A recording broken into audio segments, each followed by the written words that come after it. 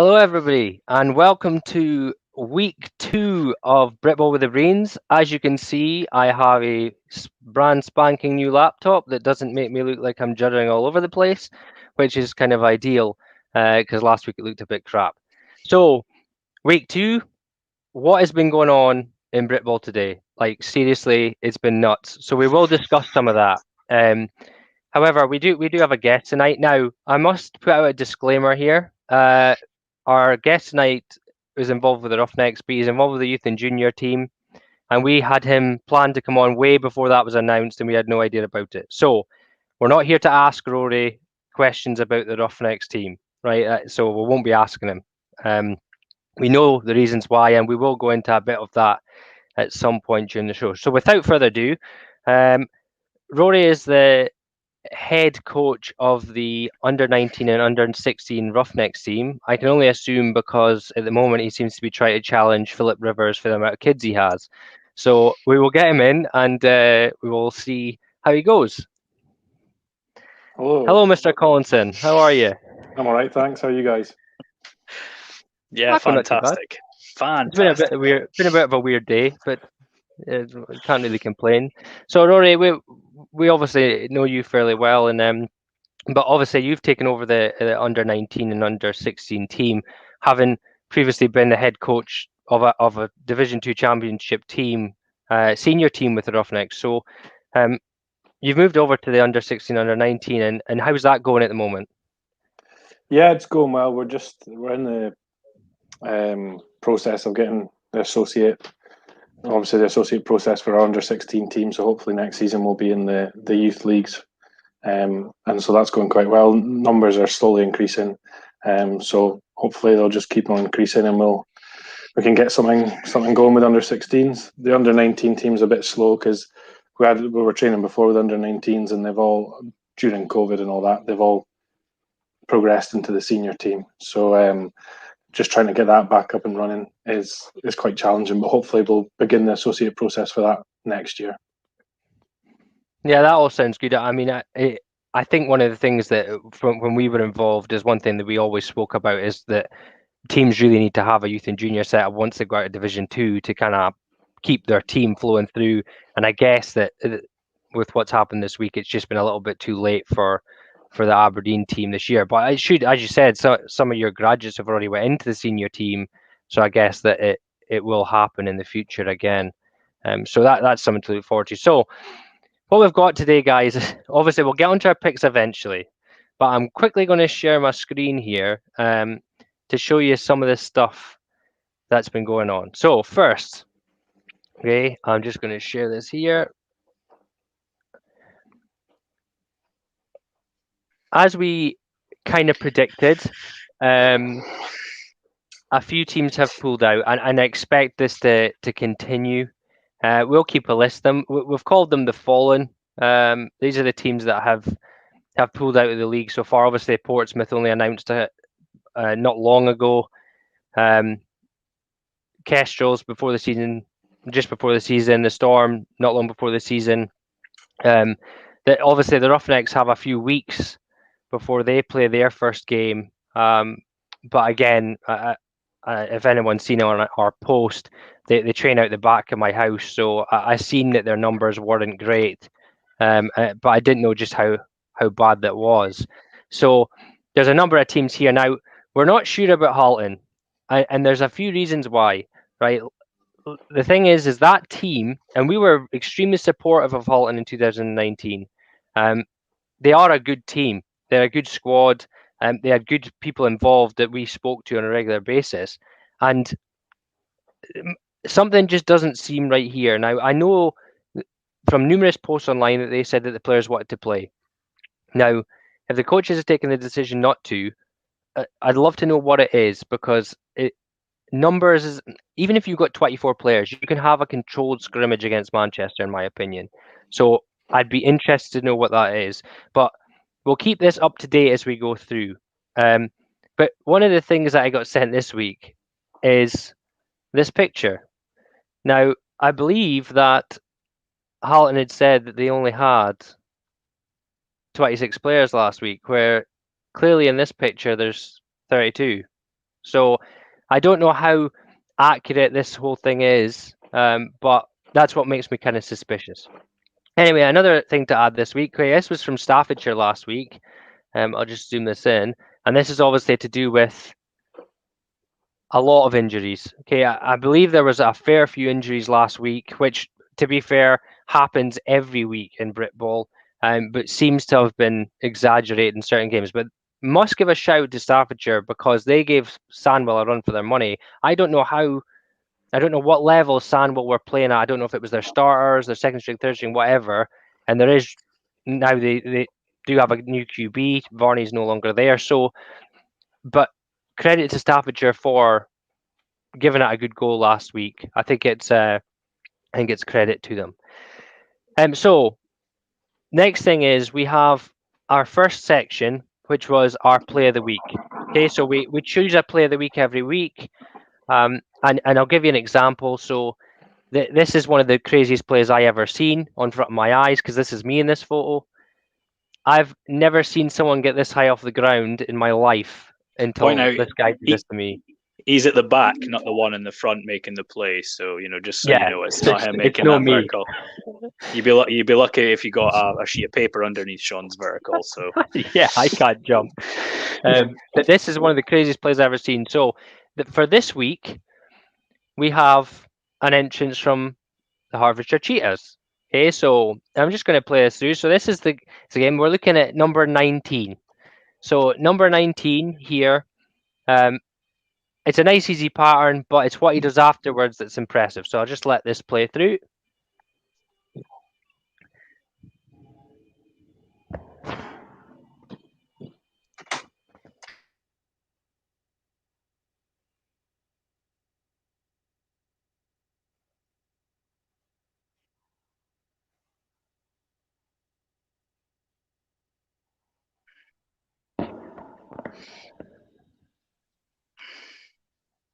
Nice few missed tackles in there. They made the guys miss.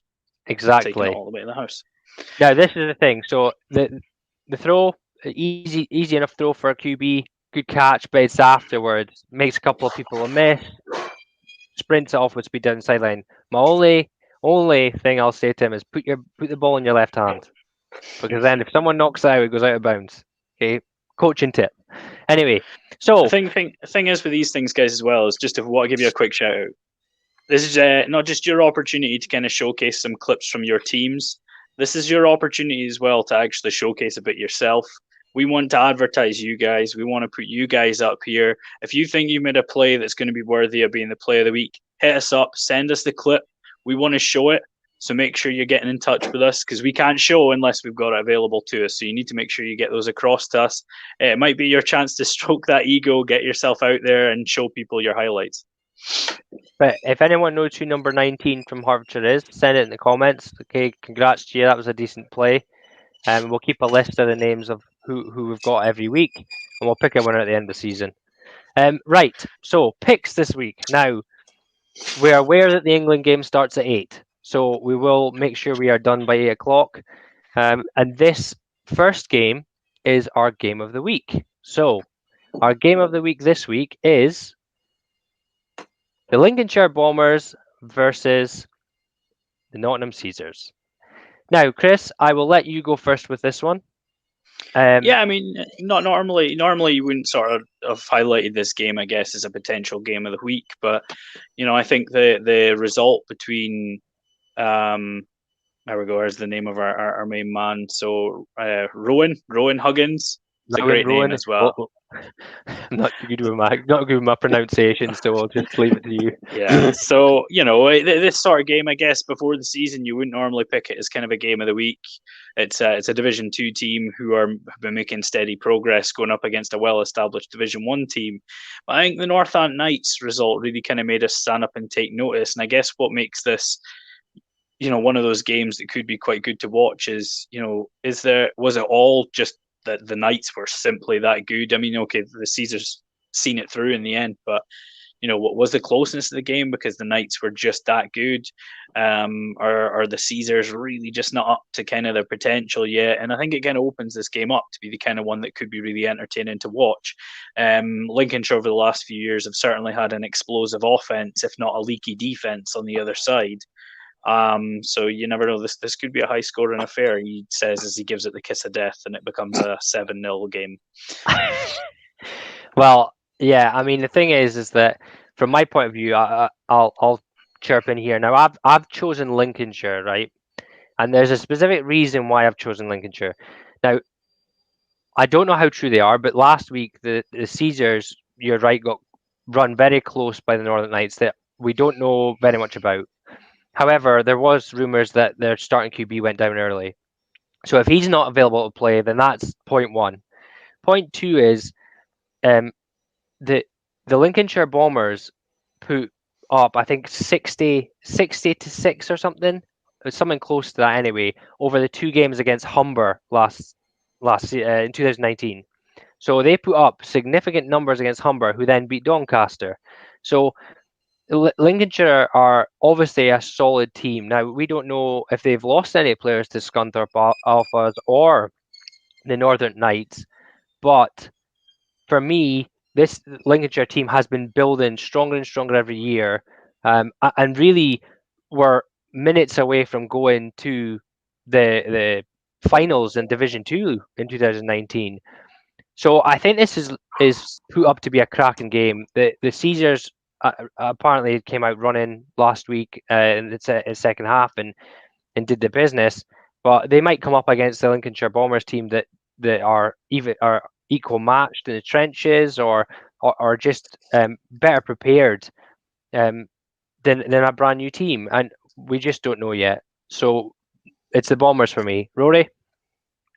I've gone with the Caesars, and it's really down to the fact that they played week one. They got the win, got a bit of confidence about them. They'll be able to work on anything that didn't work in week one, and I think it'll be enough. I think it should be enough to see this one through. I think it'll be a close game because, like you said, Bombers have been on the up the past couple of years. Some good stuff on their social media and stuff. So I think it'll be a close game, but I just think with that bit of sort of confidence and game time that they've had in week one, I think they'll have enough to win. Yeah, and you know this. The reason we've chosen this as game of the week is because if you think of Nottingham, Caesar's been a good running team like Inverclyde were, and Lincolnshire are good at running pass. That was a really good game in the semi-finals last year in 2019. I keep saying last year, but it was 2019. You know what I mean? So yeah, it should be an excellent game. Right.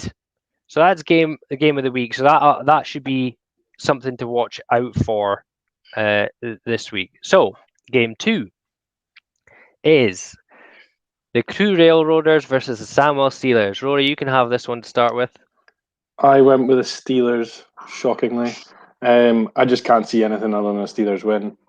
Even if they are to rest players and go 2 or 3 deep, I still think they'll have enough. Obviously, it wasn't as a big a win as we thought it would be last week, but it should be enough. No disrespect to Crewe, but obviously Samwell are a top team, and Crewe are still navigating their way through Division 2. So, I can't see anything other than a Steelers win. Yeah, for me, I was shocked to see the result last week with Samwell, and as I said, we don't know how much they rotated. I did have a look, but it wasn't very much up there to say what they were doing.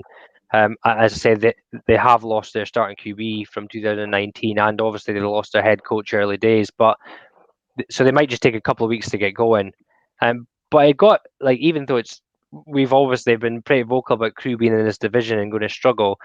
It's got to give Crewe some confidence, knowing that, well, the Surge only managed to hold them to 19, so we might manage to keep it relatively close for a half. Then we can see how it goes. But this should be one-way traffic for me for Samwell. Yeah, I mean, I guess it comes down to again that kind of point that Rory made about Nottingham, and that they've now got a game. They've managed to knock some of that rust off, and I mean, I'm sure the Railroaders will definitely be taking some sort of confidence in how close the game was with the Surge. However, there is that element of, does that really fire up the Steelers? Because everyone's talking about the surge and everyone's talking about how good their performance was and how close the game was. So do the Steelers kind of go into week 2 thinking, right, the last thing we need is more people questioning our ability when we play against the Railroaders. So you might find a slightly different animal comes up against the Railroaders this week. Well, Crew will certainly be hoping not. They'll be hoping that Staffordshire haven't done them dirty, is what we'll say. So that again, this one should be a Samwell win. Now the next one possibly would have been close to being our game of the week until last week, I think. So this one is the Leicester Falcons versus the Shropshire Revolution. Now, for me, this one has kind of lost its a bit of its shine purely by how well Leicester played last week. Now, I'm not saying that Shropshire have competed with Leicester in the past. To be quite honest with you, Leicester have beat them fairly comfortably. However, Shropshire have been building. They always have a decent team. They've had some really good results for the last couple of years. They made the playoffs in 2019 in Division 1. But the way that Leicester looked last week, and again, we don't know if it's because our Tamworth looking worse or Leicester looking better, but from what we've seen and what we watched, I think Leicester are generally a better team. The quarterback looked like he's a real player. Their defense looked decent, and I know this is something that Chris is away to come on to, and I'll share something as well. But I can't see past Leicester in this one. Rory, I'll let you go next before I put Chris on. Yeah, I've gone Leicester as well, and again, it's because we've seen them last week. They obviously were very impressive against Tamworth, and to be honest, they could have easily won that game. There was a few plays at the end there that they could have gone either way. The QB looks like a real talent. I think he's from the States, so it's probably to be expected. And I think if those receivers get working in practice and can haul in some more catches, then they certainly would have run Tamworth even closer, if not beaten them. So yeah, I can't see anything other than the Falcons win. Again, we don't know sort of where Shropshire are at this point in time. I'm sure we'll find out this weekend. But it's maybe a incentive for them to go up against a tough Falcons team that everyone's probably talking about after their game against Tamworth. So it's a chance to show everyone what they've got. So I'm sure they'll be reveling in the opportunity. So it still might be a close one, maybe first half, but I can't see anything other than the Falcons. Chris? Yeah, I mean, I think one thing we found out last week is that I'm very much a rely on my statistics for things, and what we kind of seen was it backfired on me a little bit on the basis of teams have made a lot of improvements in the 18 months. Some teams have regressed, and that's fine because the point is we learn as the season goes on. But I think the one thing that stood out to me from the Leicester Falcons, and we can talk about the quarterback who looked really good. He had a couple of scary moments with some throws, but he really lit the game up. And I don't really feel the points total for Leicester almost does them justice. He kept having to drive 99-yard fields to get anywhere, and their scoring drive was phenomenal. I mean, if you really took time to watch that, he made plays with his legs, he made plays with his arms, and the touch pass for the touchdown was magnificent. But as much as I want to talk about that, the scary thing for me from that game was how suffocating the Leicester defense was. The Tamworth run game, which is normally so good, just didn't exist. And as you can see here with the passing stats, I took a quick look, and the Tamworth quarterback, he's a highly lauded quarterback across the UK, and you're talking 15 attempts, 4 completions, 21 yards, an interception, and 3 rushing attempts and one for a 1 yard and a touchdown. But on top of this things as well is like out of those yards, as you can see there, 14 and half of his 4 completions were on pop passes on end arounds. So you're talking about 2 completions in the game that were actual passes for 7 yards. It's quite terrifying when you put in those numbers. But I think what kind of advertised the defense best for me was every time a receiver was getting the ball short or on these end rounds of the run game, there were swarms of Falcons players there to make tackles. They were kind of all over it. And clearly they spooked the quarterback early on because he missed flare passes, he missed check downs. He just could not find receivers for love nor money. And, if that's the kind of Leicester defense we're going to see all year, good luck, because they were phenomenal all day. Yeah, and just to make everyone aware, we don't single out people and just pick on them here, by the way.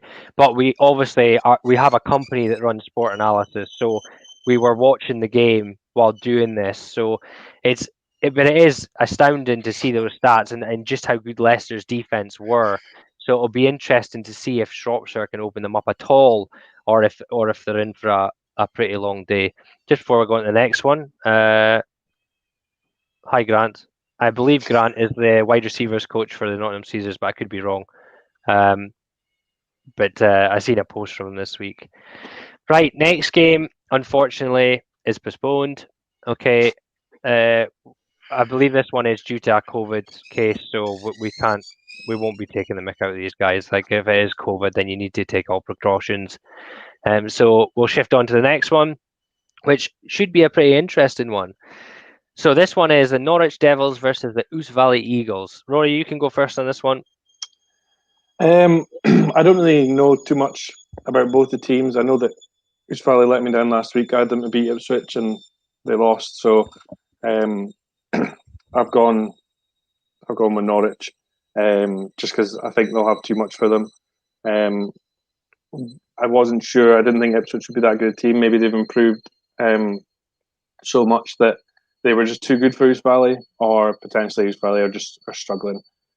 So that's why I've gone for Norwich. Nice. Chris? Yeah, I mean, I think I'm sure I upset people in Ipswich with my pre-season predictions, but kind of as I said, I could only go off what we've seen in 2019. I think the Cardinals have improved, but by how much? I was expecting Ouse Valley sort of to possibly win the game, if not at least have it, a bit closer than what it was last week, with it being sort of 24-3. Norwich had a win and a tie with Ipswich the year before. It's quite hard to call. I've went with the Devils on this one. I think I would have had more. I'd be more tempted to kind of support the Eagles here if they'd put up points. I think I found the fact that they were very close to being shut out quite difficult to overlook, and I think the Devils will get the win.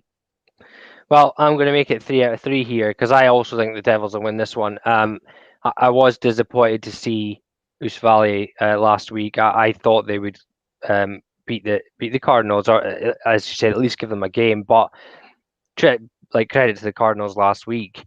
But the Cardinals and Norwich have had some really good draws and games over the last couple of years, so I can only assume that from that is that Norwich will be of a better level than Ouse Valley. I have heard things that say that some of the Bury players have went to Norwich. Don't know how true that is. But if that is the case, then Norwich should have a fairly decent team heading into this season, and I think there'll be too much for Ouse Valley Eagles. Next game, cancelled. Hopefully Manchester gets something on tomorrow, but if not, there's a practice. I'm sure they can watch some game film and get some good practice in for their team. Play each other. Then I got a B team now. I'm sure they've got enough players to do some sort of blue and white game. It might be sort of their best alternative at this point. To be fair, it might also be the best competition they face all year, judging by the score of the Lancashire Wolverines. No offense to the Merseyside Nighthawks. Obviously, it'll be a tough game. I'm sure they'll be in the comments giving me abuse for that one. But I mean, you can't deny there's obviously an element of people want to insult the Manchester Titans for what the score was. The fair play to the Wolverines that apparently said no to the running clock, which, by the way, shouldn't have happened. But at the end of the day, they were overmatched. The Titans put on a really good performance. They were rotating guys and still scoring points at will. They're a terrifying, terrifying outfit.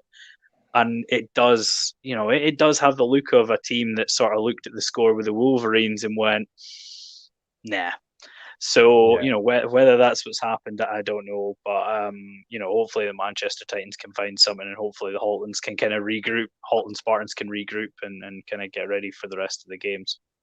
I mean, judging by Holland's performance against Chester, who we thought would be a strong team this year, they might compete with the rest of that division, except for potentially Manchester and Merseyside.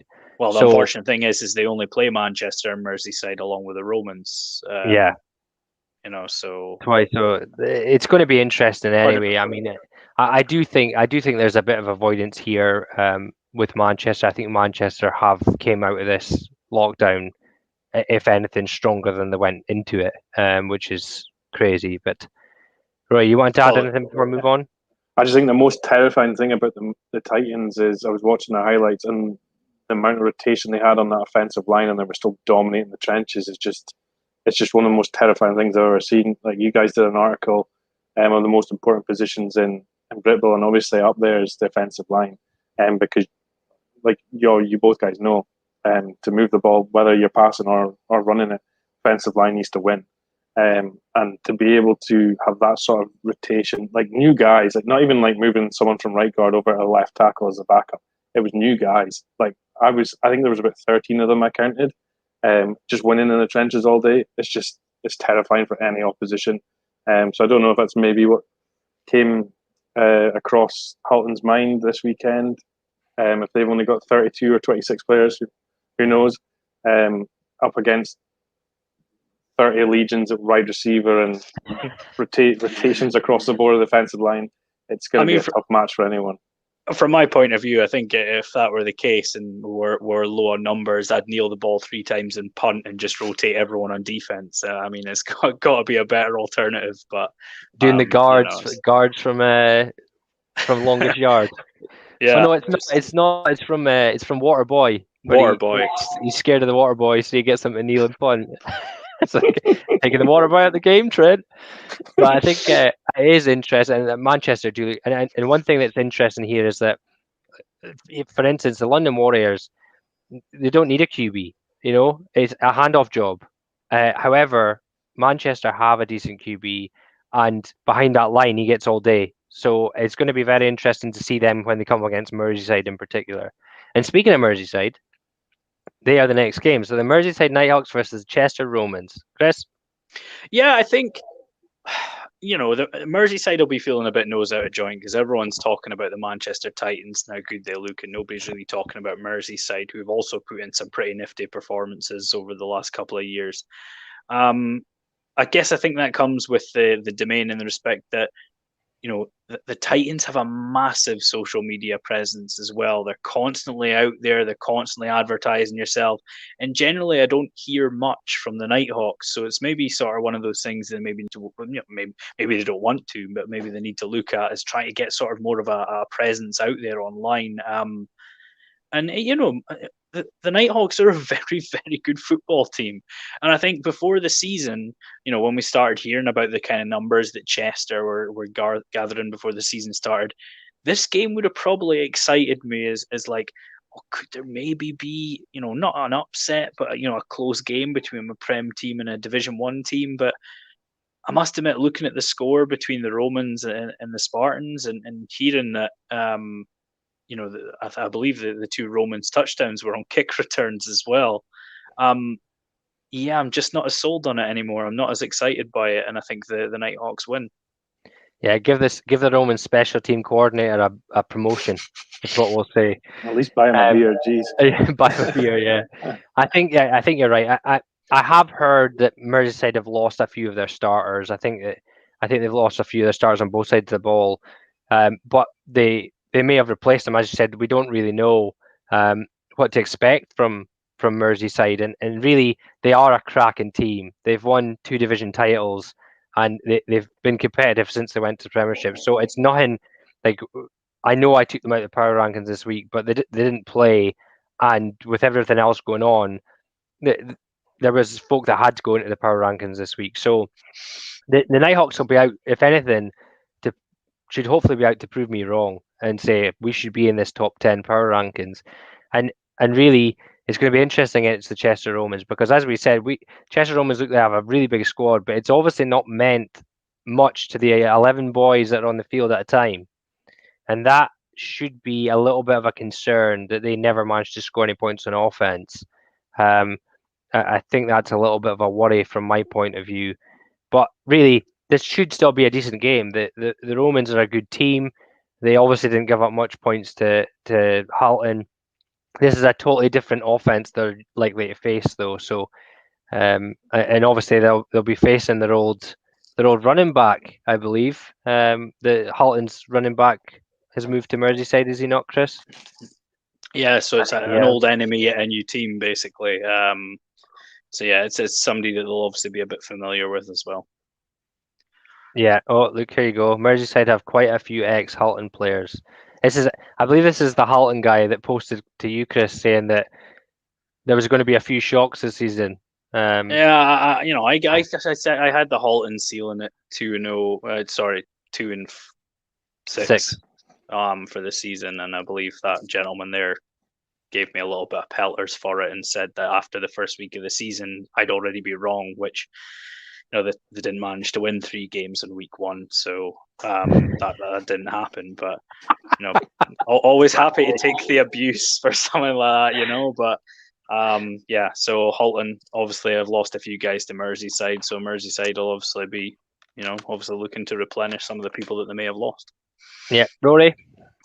Yeah, I was actually incredibly surprised by the Romans scoreline against Halton. I thought they would give them a bit of a doing, if I'm being honest. The Romans looked like a team that was on the trend, the upwards trend. Social media content was brilliant. They've, like you said, there are loads of players on their roster, which normally is only a good thing.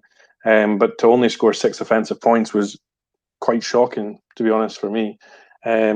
Just surprising more than anything. So either it's credit to Halton, or Romans have got a lot of work to do. But like we said before, because they've had that game week 1, maybe get knock a bit of the rust off, go back to film, analyze where they went wrong, what they did right, and then hopefully get a better game plan up against the Nighthawks, because they're going to need it, or else it could get quite a big one-sided score. Again, because of the COVID and the fact that we haven't seen some teams in almost 2 years, you don't really know where some teams are going to be at. Obviously, you expect the Nighthawks to be up there, but we don't actually know. Are they going to be rusty like Tamworth were, or are they just going to come out all guns blazing like the Titans were and just steamroll them?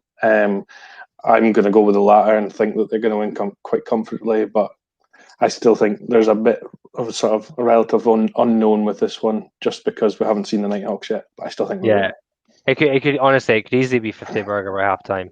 Like, it could be. We just don't know. Dad coming up with another one of his totally absurd facts that we would have never known. I don't know if anybody from the Merseyside Nighthawks knows this guy, but Dad obviously remembers him because he must have been a good player. I'm guessing that this is true. Don't believe everything you read on the internet, like Halton having 26 players when they actually had 32. But again, we don't see anything on the internet, so we're totally guessing with Merseyside. There isn't very much comes out from Merseyside, so it's something that we'll get a good look into this weekend. Yeah, and I mean, that's the thing. We want to hear from Merseyside. I mean, Merseyside are one of the premier teams in the north. We've seen them rapidly rise up through the ranks as well. And again, everyone speaks about how quickly Leicester came up, but nobody really talks about how Merseyside came up. It was fast and furious, that was. We want to hear from you guys. If you want to let us know anything, let us know. We want to hear from you. We want to give you as much coverage as we can. Yeah, and the Wolves don't want to see Merseyside, that's for sure. Constant bane over the years. Next game. Now, this one is so frustrating for me now. I was so looking forward to this game, right? So I had Bournemouth to win last week, was happy that they did. They looked good. But now I'm thinking, was it because Portsmouth were on the verge of pulling out? Did they have a small squad? Did they not compete with Bournemouth? And the thing is that Rushmore Knights are going to like that. I definitely believe that this team could go undefeated this year if it wasn't for Solent Thrashers last week. I thought that these guys will give Solent the closest game all season, I think. No doubt someone will record this and shove it in my face if I'm wrong. So, but I think that this is going to be one-sided now. I think even though the Bournemouth Bobcats have done exceptionally well and they've come up and they did really well last week, I think the Rushmore Knights showed at times in the Premiership that they deserved to be there, and then in other times, I think when they knew they were going to get gubbed, they were kind of like just going through the motions. But this team, I do think will be good this year. They just announced new uniform and new helmets today, and they look pretty sweet. So I'm expecting a Rushmore Knights win here. Rory? Yeah, I'm the same. I've got Rushmore Knights. I was surprised at the Bobcats last week. I actually had Portsmouth to win. I thought, I'm thinking the Bobcats are still going to be a half decent team. I'm under the impression that maybe Portsmouth pulled out because they could have maybe mustered a decent enough squad, but they just don't have the numbers to last the season. So they maybe had enough squad to give Bournemouth sort of a semi-competitive game, and then they just realised that it just wasn't going to happen for the rest of the season, which is why they pulled out. But I think Rushmore Knights, I'll just have too much, like you said. There was times that were highly competitive in a very tough division in the Premiership 2 years ago, and then times where they were blown away. I don't think you rebrand and go to all this effort to get like nice swanky new uniforms, nice rebranding if you're gonna put crap out on the field. So I've got a funny feeling that they're going to have recruited well, and they're going to be just too much for Bobcats. Except for, of course, their sulking knight logo. I'm a big fan of the new logo. It's much better than the old one. And to be honest, I believe I ranked their old uniforms in the worst in Britball, so I'm quite glad to see the back of them, to be honest. So yeah, they listened. I mean, sometimes what we say matters. But I didn't back Bournemouth last week. We'd heard a few things about Portsmouth, but we didn't know for sure. I kind of felt like the Dreadnoughts had a good enough 2019 that they'd maybe get past Bournemouth. And maybe what you're finding is that they thought that too. And as soon as they didn't, they thought, you know what? I don't really want to see Sussex, Rushmore, or Solent, because if we can't even, if we're going to get beat handily by Bournemouth, then, it's not something I'm going to look forward to for the rest of the season. That's not a slight on Bournemouth. I think Bournemouth obviously put in a great performance. They'll feel really confident. 20-0. It's a solid win against a Division 1 team, which they also are now. But yeah, kind of what Rory kind of alluded to. You don't go through all this effort in the rebrand and that if you're not confident that what you're going to put out in the field week 1 is good. Otherwise, you'd save it for next year, wouldn't you? You'd kind of just be like, "Oh, we'll keep using the old stuff just now, but we'll set it up for next year."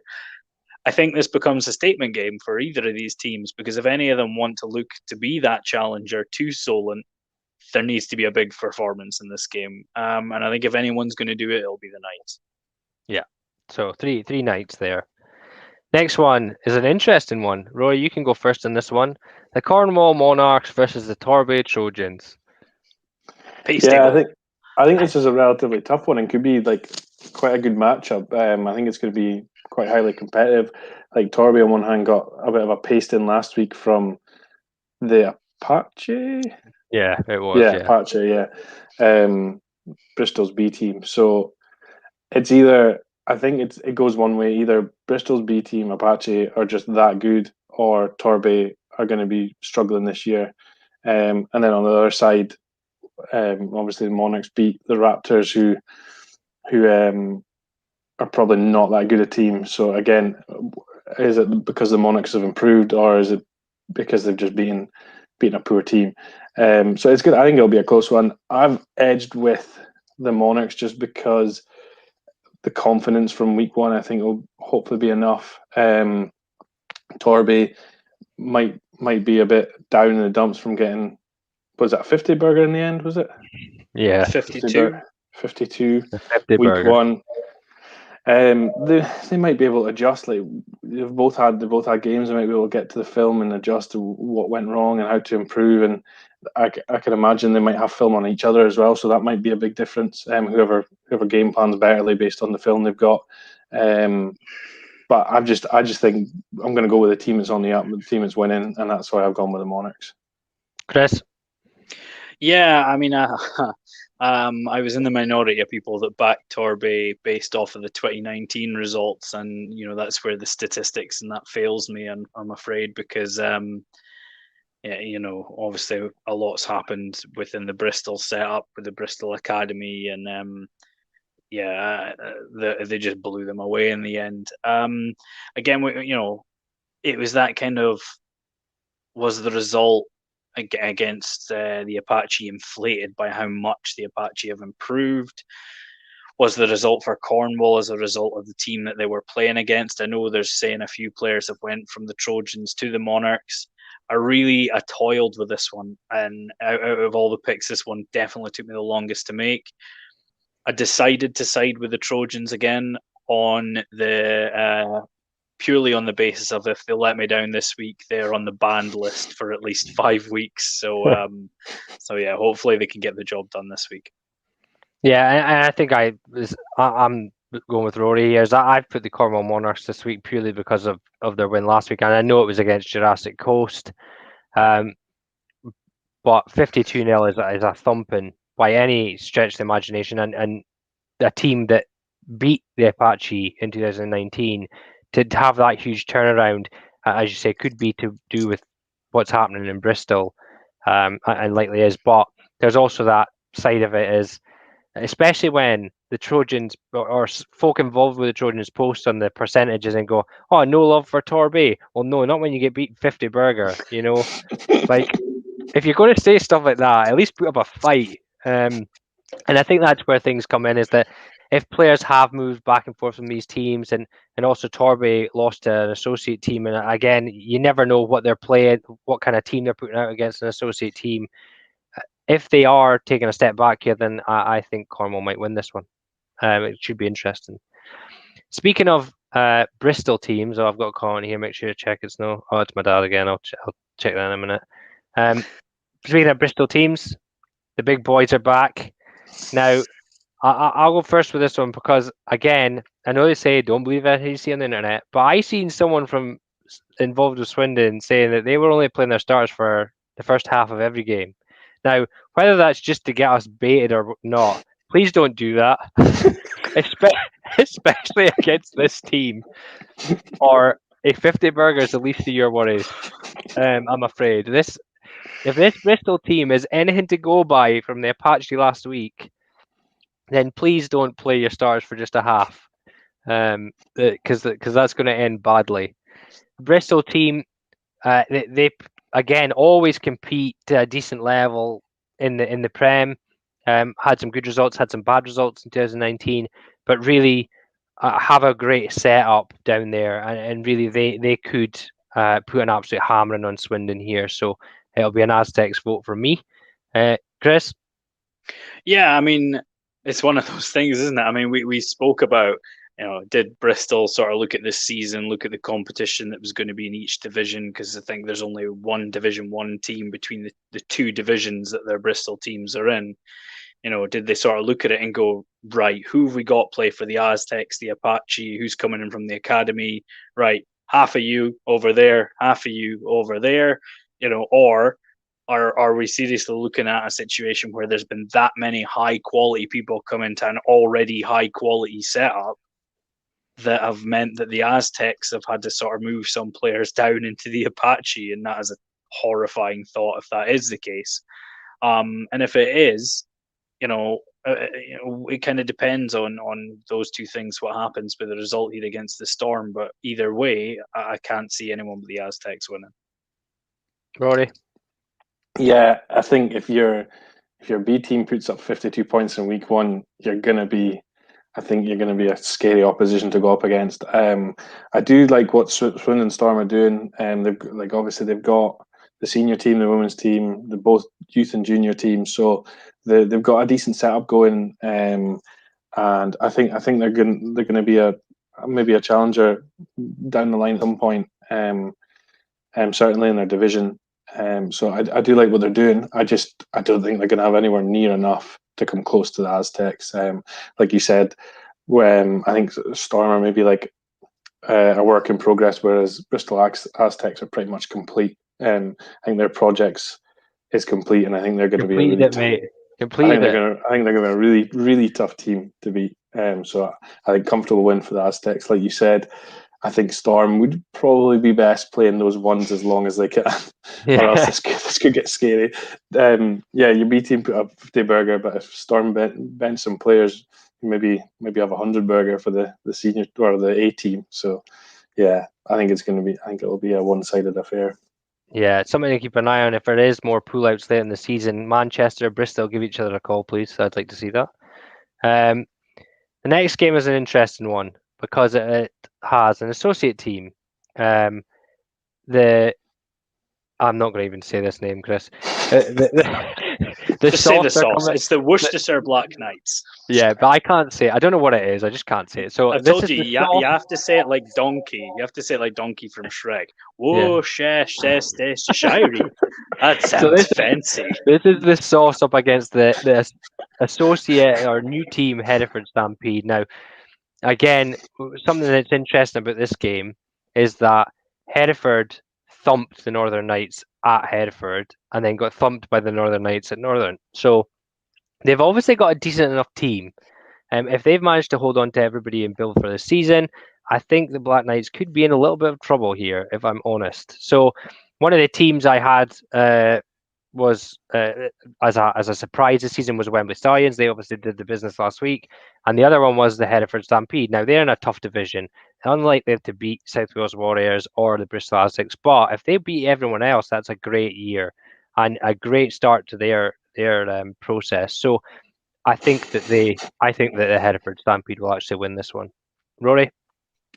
Yeah, I actually thought this was quite a tricky one. I was on the fence for quite some time when I was going through it. I think, like one side, like you said, you've got a completely new associate team coming in, and then you've got maybe a struggling Div 2 team on the other side. That's a scary comment there. I just got distracted by that. That's disgusting. I think my heart just skipped a beat there. I think I just I think I need to phone the doctor, man. That's terrifying. Yeah, I think from my understanding, I think Hereford are made up like a new team made out of experienced players, and we've seen in Britball before. You think there might be a new associate team, so they're going to struggle because they've got experienced players. They tend to give these struggling teams a bit of a doing. So I eventually settled for Hereford, but I think it might be certainly close in the first half. I think it might be quite competitive. We just don't really know, to be honest. We can't really gauge where either of them are at. So, but I've got a feeling that Hereford are going to win. Yeah, I'm not necessarily as on the fence as you are with this one, in the respect that, you know, the Black Knights came in, they actually made it to the playoffs in 2018 and committed the cardinal sin of forfeiting their playoff game. And they seemed to really pay the price for that in 2019. They went winless, they really struggled. They actually pulled out of a game with the Stampede during the associate process.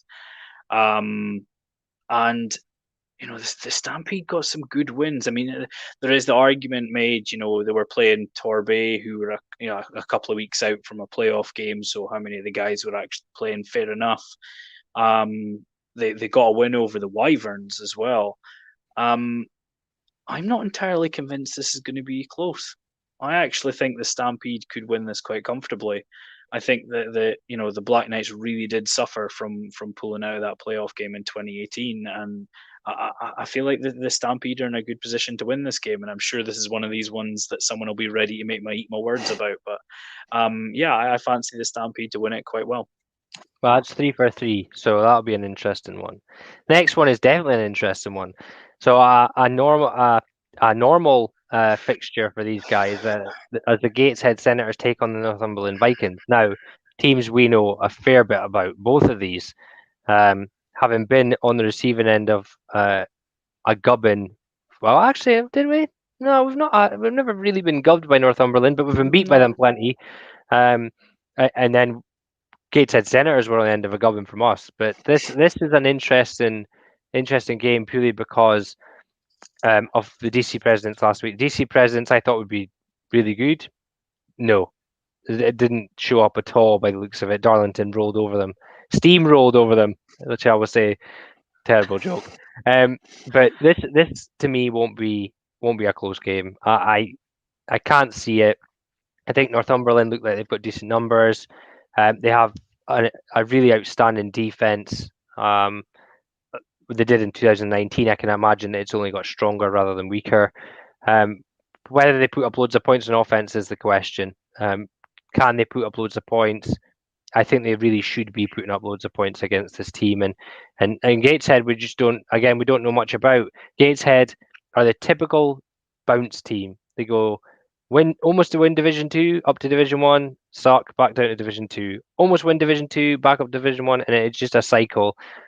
So it'll be interesting to see, and I'm assuming that they'll have a squad ready to go on Sunday. Chris? Yeah, I think you spoke about the DC Presidents, and quite frankly, and I think you were maybe a little bit unfair to Darlington. They've clearly put the work in training. Oh God! So I'm not. This game here, the last time these teams met, it was 63-0 to Northumberland.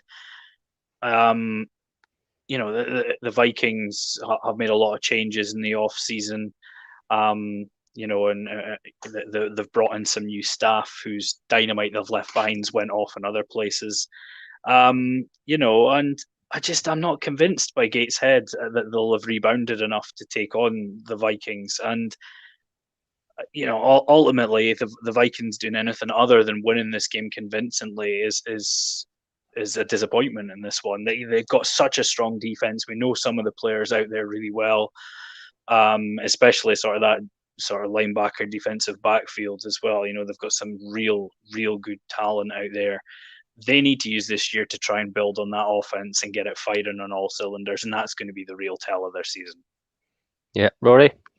Yeah, I think you've got two teams here that are going in opposite directions. Like Northumberland, I think, are on the rise, and they should be sort of next year be challenging to get promoted to the Premiership. And then you've got the Senators that I think are obviously they're going to be down in Div 2, and they really struggled 2 years ago.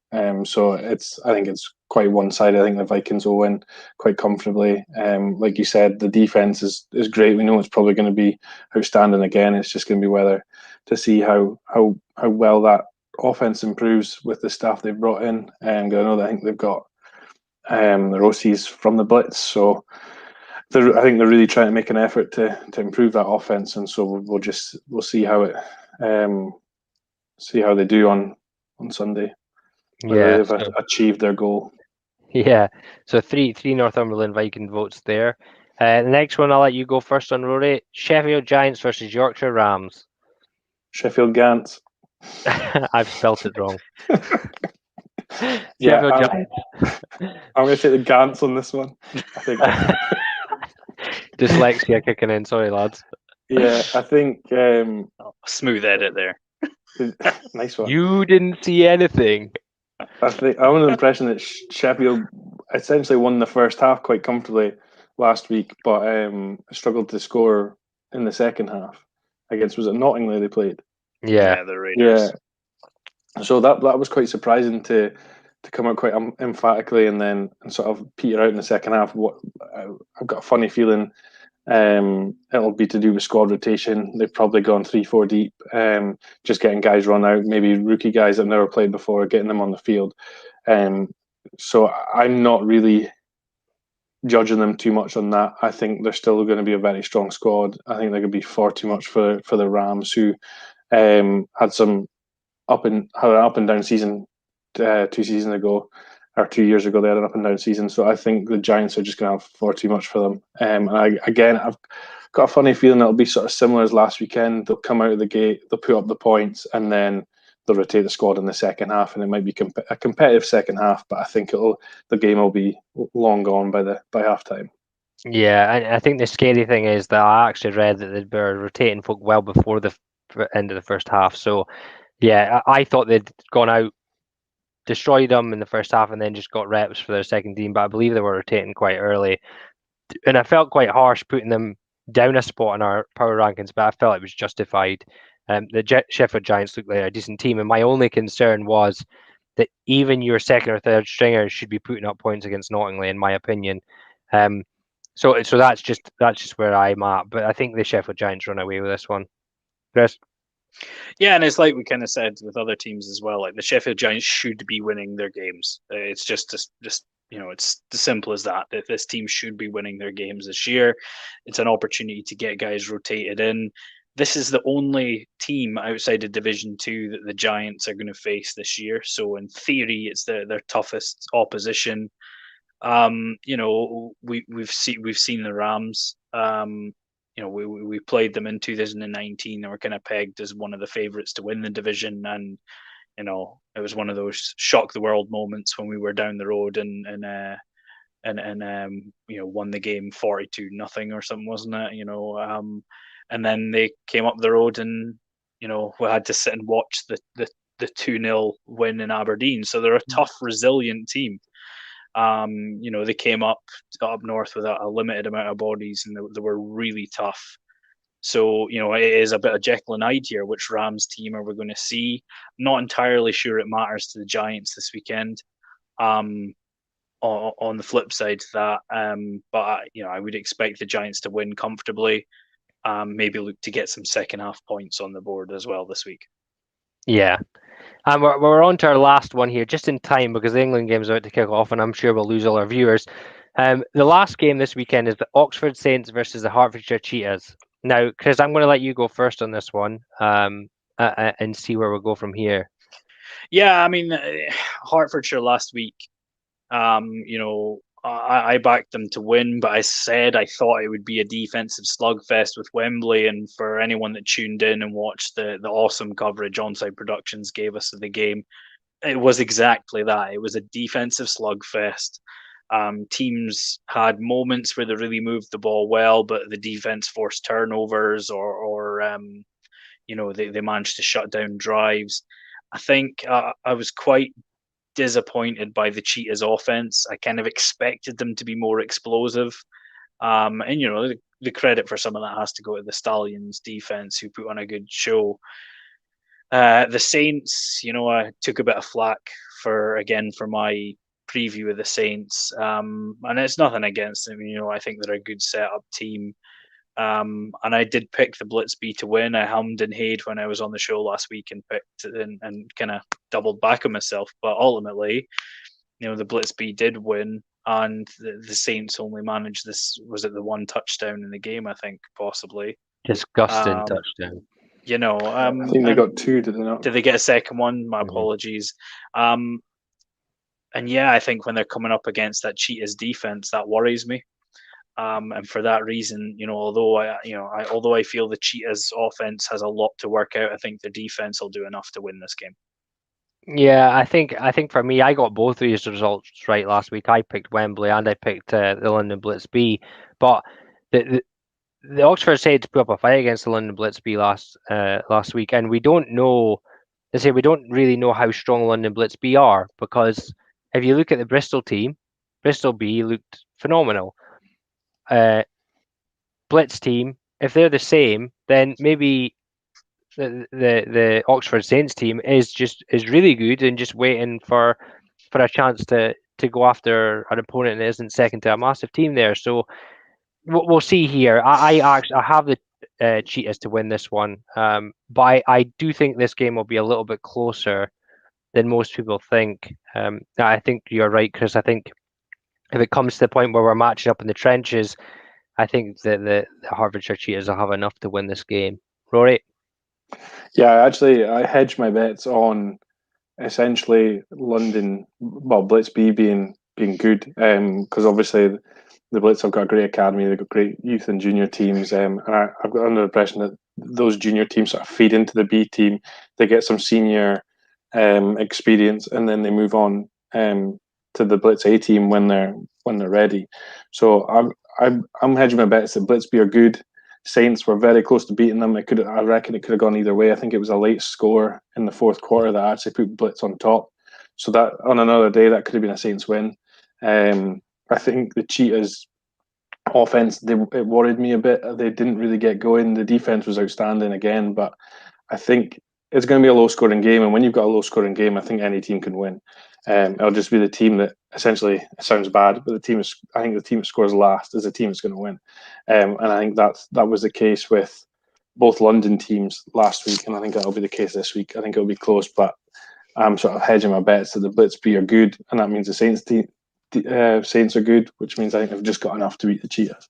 But I could be horribly wrong, to be honest. I was genuinely worried for a minute there you're going to turn around and say whoever wins the turnover battle, in which case I'd probably have you removed from the stream immediately for cliche bingo there. No, I think the last team that scores wins the game. Yeah, and I think what's interesting here is that both these teams have now got film to go back and review before this week. So they should be able to see certain things that opponents do and certain things that they could improve on, which can make a massive difference week to week. So that's going to be very interesting. Well, guys, that is all our fixtures for this week. Unfortunately, slightly less than we were supposed to have, but some cracking matchups in there. So again, for everybody, tomorrow, Game Day Live. What are you pointing at? Game Day Live. Game Day Live is on tomorrow on Green and Hub. There was a few glitches last week that they've now sorted, the same as we had. So make sure you update them as much as you can. Use the hashtag. There's a game on Onside Productions. Leicester Falcons versus Shropshire Revolution. That should be a decent game to watch. So we hope that it's another decent weekend of football. So from us, until next week, enjoy the England game. We'll not say any more than that. And we'll see you soon. Catch you later. Cheers. Thanks for having me on. Bye-bye. Not a problem, Rory. Thanks for coming on.